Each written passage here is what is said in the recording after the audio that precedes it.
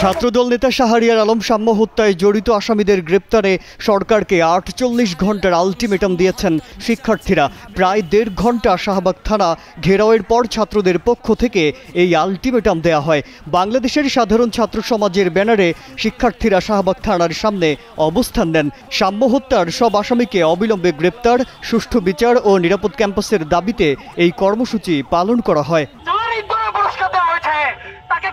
রাজু ভাস্কর্যের পাদদেশে জড়ো হন ঢাবির শিক্ষার্থীরা। সেখান থেকে ব্যানার ও প্ল্যাকার্ড হাতে মিছিল নিয়ে শাহবাগ থানার সামনে এসে বিচারের দাবিতে অবস্থান নেন তারা। আমার ভাইয়ের হত্যার বিচার করতে হবে, আমার ভাইয়ের লাশের সাথে মকারি করা চলবে না।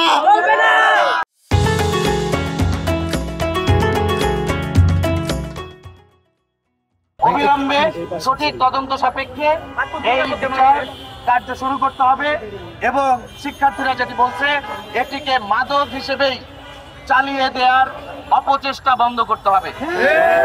শিক্ষার্থীদের অভিযোগ, হত্যার ঘটনায় জড়িতদের দ্রুত গ্রেপ্তার না করায় বিচার প্রক্রিয়া নিয়ে প্রশ্ন তৈরি হয়েছে। নিরাপদ ক্যাম্পাস এবং মূল আসামিকে দ্রুত গ্রেপ্তারের দাবি জানান তারা। থানা ঘেরাও কর্মসূচি চলাকালে পুলিশের ঊর্ধ্বতন কর্মকর্তাদের সঙ্গে বৈঠকে বসেন শিক্ষক এবং ছাত্রদের প্রতিনিধি দল।